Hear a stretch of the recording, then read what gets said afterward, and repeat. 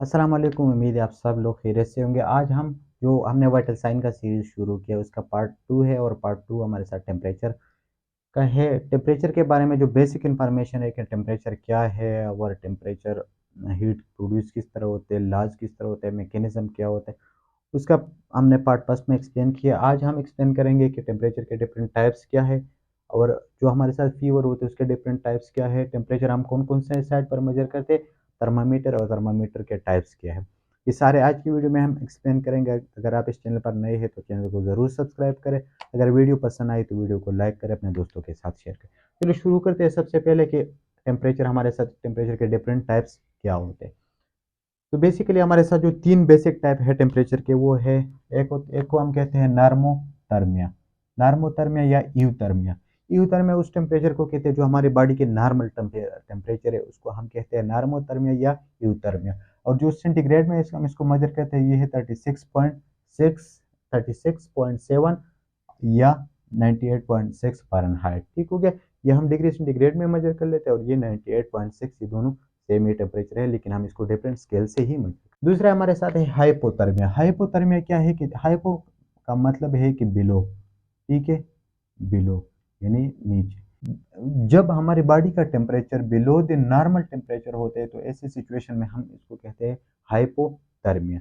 और हाइपोथर्मिया आप लोगों ने जो मोस्टली जो वल्नरेबल पेशेंट होते हैं वो होते हैं न्यूनेट्स, जो बच्चे होते हैं जो पैदा होते हैं तो वो इसी हाइपोथर्मिया को ज़्यादा वल्नरेबल होते हैं, उसका ये हाइपोथर्मिया उसको ज़्यादा होती है। ठीक है? हाइपोथर्मिया क्या होती है कि जब हमारे साथ या तो एक्सेसिव हीट लॉस होती है, ठीक है? जब हमारी बॉडी से एक्सेसिव हीट लॉस हो जाए, बहुत सीवियर स्वेटिंग आप होगी, बहुत ज़्यादा स्वेटिंग हो गई, तो हीट ज़्यादा लॉस होती है, तो इसी सिचुएशन में हाइपोथर्मिया हो सकते हैं। या आप ऐसे एनवायरनमेंट में काम करते हैं जहाँ पर बहुत ज़्यादा गर्मी है, कोई कोल्डनेस का कोई हवा का सिस्टम नहीं है, तो ऐसी सिचुएशन में भी आप हाइपोथर्मिया में चला जा सकते हैं। तीसरा हमारे साथ है कि इनएडिक्वेट हीट प्रोडक्शन। हमारे जिस्म में जो मेटाबॉलिक है सिस्टम है वो इतना हीट प्रोड्यूस करता नहीं कि जो हमारे बॉडी को टेम्परेचर को मेंटेन कर ले। ठीक हो गया? तो ये हमारे साथ 3 बेसिक रीज़न हो गए जिसकी वजह से किसी कोई भी पेशेंट हाइपोथर्मिया का शिकार हो सकता है। थर्ड टाइप हमारे साथ है हाइपरथर्मिया। हाइपर का मतलब है हाई या एबव, ठीक है? जब हमारे साथ हमारी बॉडी का टेम्परेचर नॉर्मल से ज़्यादा हो तो ऐसी सिचुएशन में हम इसको कहते हैं हाइपरथर्मिया। हाइपरथर्मिया का हम दूसरा नाम पायरेक्सिया भी कह सकते हैं और पायरेक्सिया को फीवर भी कह सकते हैं। यानी फीवर, हाइपरथर्मिया और पायरेक्सिया एक ही टर्म है, ठीक है? जिसको हम कहते हैं कि इस बंदे को क्या हुआ है, बुखार हुआ है। तो क्या, तो ये हमारे साथ 3 टाइप्स हो गए टेम्परेचर की, ठीक है? फिर आ गया हाइपरथर्मिया के आगे मज़ीद 4 टाइप्स है, ठीक है? जब हमारे साथ जब हमारे साथ temperature by 4 degree centigrade increase हो जाए तो उसी सिचुएशन में उस हम उसको कहते हैं हाइपर पायरेक्सिया। ठीक हो गया? जब नॉर्मल से ज़्यादा हो, मतलब 37 हमारे साथ नॉर्मल है, 38 है, 39 है, 40 तक है, तो इसी सिचुएशन में हम कहते हैं कि इसको क्या है, पायरेक्सिया है या हाइपरथर्मिया है। लेकिन जब ये बाय 4 डिग्री सेंटीग्रेड इंक्रीज हो जाए, यानी 41 या 41 से ज़्यादा हो जाए टेम्परेचर, तो हम इस सिचुएशन में हम उसको कहते हैं कि इस पेशेंट को क्या हुआ है, हाइपर पायरेक्सिया है। लास्ट में मैं बताऊंगा कि इस टेम्परेचर की क्यों इतना इंपॉर्टेंस है, क्यों हम इसको मेजर कर लेते हैं कि बार बार हम बॉडी के टेम्परेचर को मेजर कर लेते हैं और हमने इसको इतना सीरियस लिया। तो हाइपरथर्मिया के हमारे साथ आगे 4 टाइप्स है। एक को हम कहते हैं intermittent fever. Intermittent fever fever यानी वो बुखार जो फ्लक्चुएट करते हैं, जो कम ज़्यादा हो जाते हैं between the fever and normal और सब नॉर्मल रेंज। हमारे साथ जो नॉर्मल रेंज है यहाँ पर मैं लिख लेता हूँ कि नॉर्मल रेंज हमारे साथ है 37। लेट्स सपोज हमारे साथ नॉर्मल रेंज क्या है, 37 है। ये फ्लक्चुएट करता है 38 तक चला जाता है या 39 तक चला जाता है, ठीक है? लेकिन फिर वापस आ जाता है 37 तक या 37 के आसपास, यानी 37.5 डिग्री सेंटीग्रेड, यहाँ तक आ जाते हैं नॉर्मल या सब नॉर्मल स्टेज तक। तो ऐसे बुखार को हम क्या कहते हैं, इसको हम कहते हैं इंटरमिटेंट फीवर। वो फीवर जो हमारे साथ फ्लक्चुएट करते हैं, बिटवीन हाई हो जाते हैं लेकिन फिर नॉर्मल तक आ जाते हैं, तो इसको हम इंटरमिटेंट फीवर कहते हैं। और मोस्टली ऐसे बुखार मलेरिया में होता है। जब किसी को मलेरिया होता है तो उसका जो टेम्परेचर वो हाई हो जाते हैं, फिर आप जब 1-2 घंटे बाद चेक लेते हो नॉर्मल तक आया होता है। तो इसको हम कहते हैं इंटरमिटेंट फेवर। दूसरा हमारे साथ है रेमिटेंट फेवर। रेमिटेंट फेवर वो क्या है कि ये हमारे साथ फ्लक्चुएट करते हैं at least by 2 degree centigrade and 24 hours, ठीक है। और फिर ये आता है नीचे, लेकिन ये जो नीचे वाला स्टेज है वो नॉर्मल से हमेशा एबव रहेगा। यहाँ पर फिर मैं आपको एक्सप्लेन कर देता हूँ। हमारे साथ इंटरमिटेंट फेवर था, वो होता यहाँ पर आ जाता था हाई पर, फिर नॉर्मल तक आ जाता था, ठीक है। लेकिन जो हमारे साथ रिमिटेंट फेवर है वो हाई हो जाता है, ठीक है। मिसाल के तौर पर यहाँ पर ये बुखार हाई है, फिर नीचे आ जाता है लेकिन नॉर्मल तक नहीं आता, फिर भी जब नीचे आता है तो नॉर्मल से ज़्यादा रहता है, मिसाल के तौर पर 38 डिग्री तक यहाँ पर रहता है, ठीक है। तो ऐसे बुखार को हम क्या कहते हैं, इसको हम कहते हैं रेमिटेंट फेवर, ठीक हो गया।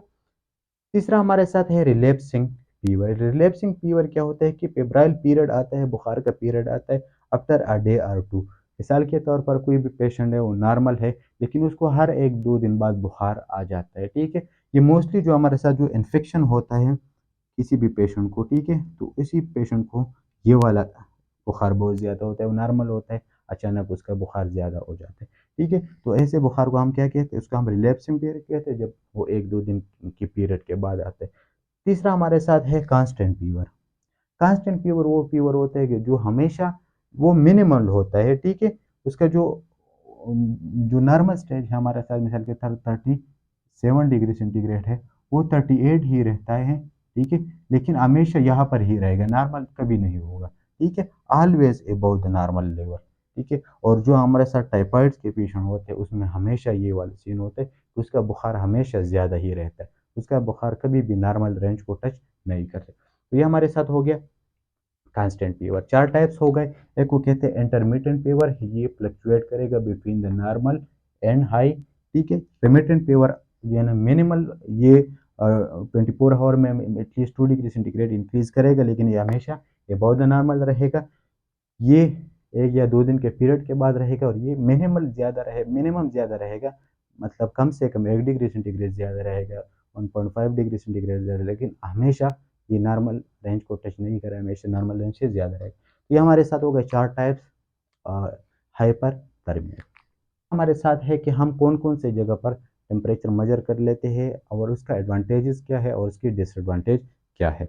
तो मैं इसको ब्रीफली एक्सप्लेन कर देता हूँ। सबसे पहले जो हमारे साथ मोस्ट कन्वीनियंट जगह वो हमारे साथ ओरल है, जो मोस्टली सब लोगों को पता है कि हम जो ज़बान के नीचे थर्मामीटर रखते हैं, तो उसी तरीके से हम टेम्परेचर को मेजर कर लेते हैं। इसका एडवांटेज क्या है कि ये कन्वीनियंट है, ईजीली एक्सेसिबल है, ठीक है, ईजीली एक्सेसिबल है। दूसरा हमारे साथ जो एपिलेप्टिक पेशेंट होते हैं, जिसको मिर्गी वगैरह होती है, तो ऐसे पेशेंट में हम यूज़ नहीं कर सकते। तीसरा हमारे साथ ये है कि अगर हम इसका प्रॉपर जो सेप्टिक टेक्निक है, जो इसका जो वो सफाई होती है वो ना कर ले, तो ये हो सकता है एक पेशेंट पर हम यूज़ कर ले, दूसरे पेशेंट पर यूज़ कर ले, तो पहले वाले पेशेंट का अगर कोई इन्फेक्शन वगैरह हो तो दूसरे में ट्रांसफ़र हो सकते हैं, तो ये उसकी डिसएडवांटेज है, ठीक हो गया। नेक्स्ट हमारे साथ है रेक्टल। रेक्टल का जो प्रैक्टिस है बहुत कम है, लेकिन फिर भी ये इसका जो इम्पोर्टेंस है या एडवांटेज वो ये है कि हमारे से जो कोर बॉडी टेम्परेचर है उसको रिप्रेजेंट करते हैं। कोर बॉडी टेम्परेचर हमने पहले बताया था कि वो टेम्परेचर होता है जो हमारे इंटरनल बॉडी ऑर्गन के टेम्परेचर को रिप्रेजेंट कर लेते हैं। लेकिन इसका जो डिसएडवांटेज ये है कि एक तो ये अनप्लीजेंट होता है, अनप्लीजेंट और पेशेंट होता है, ठीक है। दूसरे हमारे साथ जो स्टूल होती है, ठीक है, वो हमारे टेम्परेचर के साथ इंटरफेयर कर सकते हैं, तो ये दोनों वजूहात की वजह पर हम इसको यूज़ नहीं कर सकते। थर्ड हमारे साथ है एक्सिलरी। एक्सिलरी जो हम बगल में जो है ना थर्मामीटर रखकर उसको मेजर करते हैं, ये भी इजीली एक्सेसिबल है, ठीक है, इजीली एक्सेसिबल है, ठीक है, कन्वीनियंट है, ठीक है।